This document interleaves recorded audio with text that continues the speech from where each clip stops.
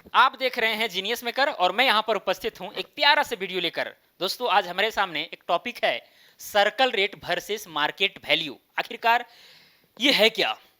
देखिए, जब भी किसी प्रॉपर्टी का खरीद बिक्री होती है, चाहे वह जमीन है या फिर कोई मकान है आदि आदि, तो हम लोग टाइटल को ट्रांसफर करने के लिए या करवाने के लिए, मतलब मालिकाना हक ट्रांसफर करने के लिए हम लोग क्या करते हैं, सब रजिस्ट्रार ऑफिस में जाकर के उस प्रॉपर्टी का रजिस्ट्री करवाते हैं। ठीक है, जिसको हम लोग केवाला या बैनामा के नाम से भी जानते हैं। कई लोग गांव घर में जो है इस तरह से चीजों को बोलते हैं कि भाई चलो इस जमीन को खरीद लिए हैं, लिखवा लेते हैं। लिखाने के नाम से भी फेमस है। ठीक है, तो जब आप जमीन लिखाने के लिए जाते हैं सब रजिस्ट्रार ऑफिस, तो वहीं पर आपको सर्कल रेट और मार्केट वैल्यू सुनने को मिलता होगा। कई लोग नहीं सुन पाते हैं। वहां पर जितना पैसा मांगा गया स्टाम्प ड्यूटी और रजिस्ट्रेशन फीस के लिए वो दे दिए और जमीन को लिखवा करके चल दिए। लेकिन जो लोग इस चीज को जानते हैं वो अच्छा खासा पैसा बचा भी लेते हैं। तो आपको भी भविष्य में जमीन खरीदना है, बेचना है, और आपको भी पैसा थोड़ा बचाना है, टैक्स ज्यादा पे करने से बचना है, तो शायद ये वीडियो आपके लिए बेनिफिशियल होगा। और देखिए, टैक्स बचने का मतलब यहां पर इनलीगल तरीका से नहीं, लीगल तरीका से कैसे बचा जा सकता है, इस चीज को आप थोड़ा समझने का प्रयास कीजिए। चलिए खैर, टैक्स से तो ऐसी बचना नहीं चाहिए, क्योंकि भाई देखिए, कोई भी सरकार हो वो चाहती कि ज्यादा से ज्यादा टैक्स प्राप्त हो हमें। ठीक है, और एक बात आपको ध्यान में रखना चाहिए, जो जमीन का जो खरीद बिक्री होता है, ठीक है, या फिर मकान का जो खरीद बिक्री होता है, इससे राज्य सरकार को अच्छा खासा टैक्स या रेवेन्यू मिलता है, अच्छा खासा मिलता है।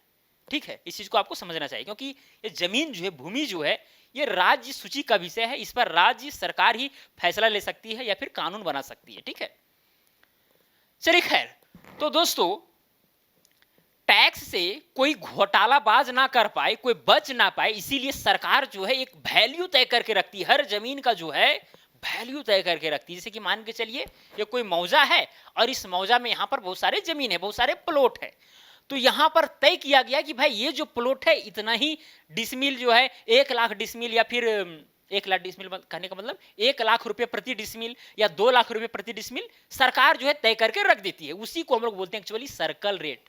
ठीक है, समझ में आया? सर्कल रेट बहुत ही सिंपल है। क्या बोले हम अभी? देखिए, मान के चलिए यहां पर दो तरह का जमीन है। ठीक है, एक क्या है, ये देखिए सड़क है, एक सड़क के किनारे वाला जमीन जो बेसिकली कॉमर्शियल पर्पस के लिए यूज किया जाता है, वहां पर बिजनेस वगैरह आसानी से किया जा सकता है। एक क्या है, अंदर में घुस करके ये सब जमीन, ठीक है, जो एग्रीकल्चर के लिए, रिहायशी इलाका के लिए किया जा सकता है, रहने होने के लिए। ठीक है, तो भाई सरकार जो है सब जान रही है कि भाई यहाँ पर सड़क के आसपास वाला जो जमीन का वैल्यू है उसका ज्यादा होगा। और ये आप लोग जानते होंगे, जब आप लोग जमीन खरीदने के लिए जाएंगे तो सड़क के किनारे वाला भाई स्वाभाविक है उसका वैल्यू ज्यादा होगा, और जो अंदर घुस के होगा उसका कम रहता है। ठीक है, तो सरकार भी उसी आधार पर ये तय करके पहले से रख लेती है कि भाई ये जो फलाना गांव है, अब देखिए वो गांव भी जो है कहीं एकदम पूरा देहात इलाका हो सकता है, बहुत जंगली इलाका हो सकता है, या हो सकता है कि भाई शहर के किनारे वाला हो, तो शहर के किनारे वाला गांव का भी जमीन का वैल्यू ज्यादा होगा एक देहात की तुलना में। तो ये सब भी चीजें होती है, बहुत वेरिएशन होता है। आप मतलब आधा किलोमीटर 1 किलोमीटर जाएंगे उसी में वेरिएशन हो जाएगा, प्लॉट बाय प्लॉट भी वेरिएशन होता है। इस चीज को आपको समझना चाहिए। ठीक है, तो दोस्तों मान के चलिए सरकार यहां पर तय करके रखी हुई है कि भाई जो सड़क के किनारे वाला जो जमीन है वो 2 लाख, क्या बोले हम, 2 लाख प्रति डिसमिल के हिसाब से रखी हुई है। सपोज कीजिए 2 लाख प्रति डिसमिल। ओके, और जो सड़क के अंदर घुस के है, मान के चलिए ये सब जो जमीन है, ये सब जो है 1.5 लाख प्रति डिसमिल जो है यहां पर ये करके रखा गया है। ठीक है, प्रति डिसमिल हो सकता है, प्रति कट्ठा हो सकता है, प्रति एकड़ हो सकता है, जिस आधार पर भी किया जाता हो कोई दिक्कत नहीं है, बस कंसेप्ट यही है। ठीक है, अलग अलग यहां पर तय कर दिया गया है। भाई अगला गांव में कुछ और हो सकता है, सब वो सब जो है ना मार्केट पर डिपेंड करता है। सब सरकार वहां भाई सीओ बैठा हुआ है, सीओ के नीचे सीआई बैठा हुआ है, सर्कल इंस्पेक्टर, वो सारे कर्मचारी हैं, वो सब वेरिफिकेशन करते रहते हैं कि भाई अभी मार्केट में क्या वैल्यू चल रहा है, और सर्कल रेट जो है तय किया जाता है। ये 6 महीना और 1 साल में जो है अप टू डेट होते रहता है। क्लियर? चलिए खैर, ये सब बढ़ घट सकता है समय के अनुसार। अब दोस्तों यहां पर देखिए, अब एक एग्जाम्पल लेते हैं और बारीकी समझने का प्रयास करते हैं। ठीक है, क्योंकि देखिए ये जो फिक्स किया गया है ना, जो रेट सरकार के द्वारा फिक्स किया गया है, बस उसी को हम लोग सर्कल रेट कहते हैं। बस इसके विषय में ज्यादा आपको जानना नहीं है, ये फिक्स कर दिया गया है, ठीक है। जब भी आप जमीन खरीदेंगे तो सरकार को जब टैक्स देने की बात आएगी तो आप 2 लाख प्रति डिसमिल के हिसाब से दे सकते हैं, इधर वाला जमीन 1.5 लाख प्रति डिसमिल के हिसाब से दे सकते हैं, ठीक है। अब दोस्तों दूसरा चीज है मार्केट वैल्यू। देखिए सरकार तो तय करके रखी कि भाई 2 लाख प्रति डिसमिल के हिसाब से बिकना चाहिए, लेकिन यहाँ पर लोग जो है इतना तेज तरार हैं और इतना चालाक बन रहे हैं, स्वार्थी बन गए हैं कि भाई टांग चढ़ चढ़ करके उस जमीन को ले रहे हैं। यही 2 लाख वाला जमीन जो है प्रति डिसमिल, यही 1 डिसमिल जमीन खरीदने के लिए 4 लाख 5 लाख भी लोग भुगतान कर दे रहे हैं, 6 लाख भुगतान कर दे रहे हैं, 2.5-3 लाख कर दे रहे हैं। तो मार्केट वैल्यू जो है मार्केट डिमांड के ऊपर निर्भर करता है कि भाई डिमांड कितना हो रहा है, जितना ज्यादा डिमांड होगा उसका वैल्यू उतना बढ़ेगा। डिमांड और सप्लाई के ऊपर डिपेंड करता है, ठीक है। तो दोस्तों ये जो सरकारी रेट तय किया गया जो सर्कल रेट है, उससे जो है मार्केट वैल्यू ज्यादा भी हो सकता है, कम भी हो सकता है, ठीक है। कभी कभी कम भी हो सकता है अगर सप्लाई ज्यादा हो और लेने वाला अगर कम हो, तो ऐसे कंडीशन में भाई 2 लाख सरकार तय करके रखी है, लेकिन वहां पर खरीदने वाला आदमी बोल रहा है नहीं 1.5 लाख देंगे, उससे ज्यादा नहीं दे पाएंगे, बेचारा को मजबूरी है और 1.5 लाख में बेच भी दिया प्रति डिसमिल के हिसाब से। तो ये सारी चीजें होती थी। यहाँ पर 2 चीजें निकल के आ रही, चलिए दोनों चीजों के ऊपर हम यहाँ पर बारीकी से बात करते हैं। पहला क्या है, पहला आपके पास है कि सर्कल रेट जो है, सर्कल रेट ये लेस देन है मार्केट वैल्यू से। दूसरा चीज क्या है कि आपका जो सर्कल रेट है वो मार्केट वैल्यू से ज्यादा है। ये 2 चीजें हो रही है, मैक्सिमम बार यही होता है। ये वाला चीज जो है बहुत बार आपको मिलेगा, यानी सर्कल रेट से हमेशा मार्केट वैल्यू ज्यादा ही रहता है। अब देखिए कोई व्यक्ति है, मान के चलिए कि कोई व्यक्ति है, ये जमीन मान के चलिए ए का है और इससे जो है एक व्यक्ति यहाँ पर बी खरीद रहा है, जमीन को बी खरीद रहा है, तो सब रजिस्ट्रार ऑफिस जाएगा रजिस्ट्री कराने के लिए जमीन का, और यहाँ पर 2 लाख प्रति डिसमिल के हिसाब से सरकारी वैल्यू तय है। अब जब रजिस्ट्री कराने के लिए जाएगा तो यहाँ पर देखा जाएगा कितना वो जमीन लिया है। मान के चलिए कि यहाँ पर बी जो है, ये वाला जो प्लॉट है ये 1 ही डिसमिल नहीं है, मान के चलिए कि ये जो है ये 10 डिसमिल है, 10 डिसमिल। तो 10 डिसमिल का प्राइस टोटल कितना हो गया, 20 लाख हो गया। यानी बी जो है 20 लाख रुपया देगा तब इस जमीन को खरीद पाएगा सरकारी रेट के आधार पर, ठीक है। तो यहां पर ये जो 20 लाख हम लिखे हैं ये हुआ सर्कल रेट के आधार पर, भाई 20 लाख वहां पर जो है मिनिमम तो देना ही होगा। देखिए सर्कल रेट जो होता है ना उतना तो आपको देना ही होगा, उससे आप कम नहीं दे सकते हैं, उससे ज्यादा आप वैल्यू में लेकर के आप ज्यादा टैक्स पे कर सकते हैं, लेकिन उससे कम नहीं। तो यहां पर समझने का प्रयास कीजिए, 20 लाख सर्कल रेट हो रहा था, लेकिन बी जो है 20 लाख की बजाय वो खरीद लिया 30 लाख में। कितना में खरीदा, 30 लाख में। सर्कल रेट हो रहा था 20 लाख, लेकिन मार्केट में इतना डिमांड था कि बी को खरीदना पड़ गया उसी जमीन को 30 लाख में। तो 30 लाख में खरीदा भाई, तो वहां पर जो स्टाम्प ड्यूटी जो होता है, स्टाम्प ड्यूटी साथ में रजिस्ट्रेशन फीस जो होता है,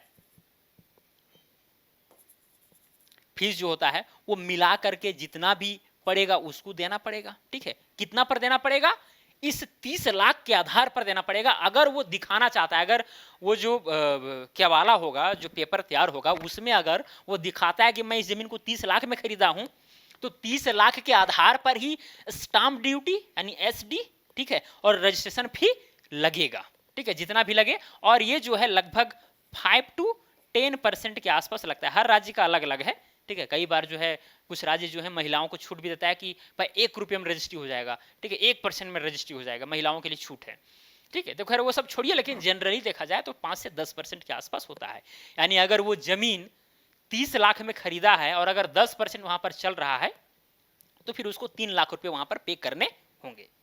चीजें समझ आ रही है ना, यानी 10 लाख में 1 लाख, ठीक है, तो 30 लाख में 3 लाख, 3 लाख जो है पे करना होगा। लेकिन दोस्तों वो देख रहा है, उसको पता चल गया है कि सर्कल रेट जो है 20 लाख है, हम खरीद रहे हैं 30 लाख में, मतलब 10 लाख रुपए हम ज्यादा दे रहे हैं।